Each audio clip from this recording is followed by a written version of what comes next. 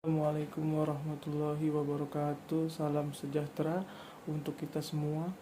Puji syukur atas nikmat Tuhan yang dilimpahkan sehingga kita dapat berkumpul dalam keadaan sehat pada hari ini. Saya dan teman-teman akan mempresentasikan hasil kerja kelompok kami yang berjudul Strategi Pasar, Target Pasar untuk Lingkungan Pasar Spesifik, dan Strategi Positioning. Di sini saya akan memperkenalkan terlebih dahulu nama anggota kelompok.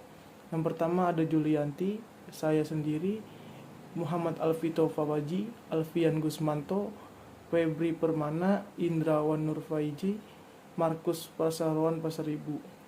Pada kesempatan kali ini, kami akan membahas satu persatu. Yang pertama, ada strategi pasar, yang kedua ada target pasar untuk lingkungan pasar spesifik, dan strategi positioning. Terima kasih kepada moderator. Di sini saya akan menjelaskan tentang pengertian strategi target pasar. Strategi target pasar adalah suatu proses memilih segmen pasar tertentu sebagai fokus inti suatu upaya dalam pemasaran produk atau layanan. Target pemasaran yang dipilih juga sesuai dengan kepentingan, keinginan, dan perilaku suatu konsumen, serta memiliki potensi untuk mendatangkan keuntungan yang optimal pada bisnis yang akan dijalankan oleh suatu perusahaan. Selanjutnya akan dilanjutkan oleh rekan saya, Alvito. Ya, terima kasih untuk Markus. Saya selanjutnya akan menjelaskan tentang market segmentation. Market segmentasi ada beberapa kriteria. Yang pertama, ada demografis. Segmentasi demografis berdasarkan faktor-faktor seperti usia, jenis kelamin, pendapatan, pendidikan, dan status pernikahan. Yang kedua, ada geografis. Segmentasi geografis berdasarkan wilayah geografis seperti negara, wilayah, atau kota. Yang ketiga ada psikografis. Segmentasi ini berdasarkan faktor-faktor seperti nilai, minat, gaya hidup, dan kepribadian. Yang keempat ada perilaku. Segmentasi ini berdasarkan perilaku pelanggan seperti pola pembelian, kesetiaan merek, dan kebiasaan produk.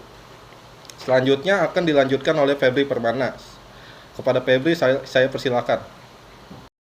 Ya, terima kasih untuk Alvito. Untuk selanjutnya saya akan menjelaskan tujuan menentukan target pasar. Yang pertama, meningkatkan efektivitas pemasaran dengan menentukan target pasar yang jelas.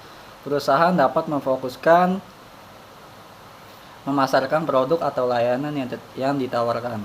Yang kedua itu memperkuatkan citra merek. Perusahaan dapat mengembangkan pesan pemasaran yang lebih relevan dan membangun hubungan yang lebih erat dengan konsumen.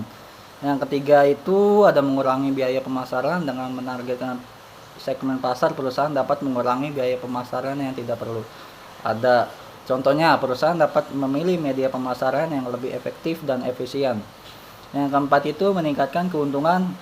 Perusahaan dapat menyesuaikan produk atau layanan yang ditawarkan dengan kebutuhan konsumen dan meningkatkan kepuasan konsumen. Yang kelima itu menjaga keunggulan kompetitif. Perusahaan dapat menjaga keunggulan kompetitifnya di pasar dengan fokus pada sasaran pasar tertentu. Perusahaan dapat mengembangkan produk atau layanan yang lebih baik daripada pesaingnya. Next, untuk selanjutnya akan dilanjutkan oleh Julianti. Febri, di sini saya akan membacakan pola segmentasi pasar menurut Kotler tahun 2003. Terdapat 3 pola segmentasi pasar. Pola ini digunakan untuk mengidentifikasi preferensi segmen. Pola tersebut adalah yang pertama ada homogeneous preference atau preferensi homogen. Merupakan pola yang menunjukkan bahwa konsumen memiliki preferensi yang sama terhadap produk atau jasa yang ditawarkan. Yang kedua, diffuse preference atau preferensi yang menyebar. Merupakan pola yang menunjukkan bahwa konsumen memiliki preferensi yang beragam terhadap suatu produk atau jasa yang ditawarkan. Yang ketiga ada cluster preference atau preferensi yang mengelompok. Merupakan pola yang menunjukkan bahwa konsumen memiliki preferensi yang berkelompok-kelompok, di mana konsumen yang berada dalam satu kelompok memiliki kesamaan preferensi. Baik, Juli, saya akan melanjutkan tentang target pasar untuk lingkungan pasar spesifik. dapat diidentifikasi dengan mengidentifikasi karakteristik unik dari pasar tertentu. Penentuan target pasar yaitu 1. Riset pasar. Lakukan riset pasar untuk memahami perilaku, preferensi, dan kebutuhan pelanggan potensial. 2. Segmentasi pasar. Segmentasi pasar dapat membaca pasar menjadi kelompok-kelompok pelanggan yang memiliki kesamaan. 3. Evaluasi segmentasi pasar.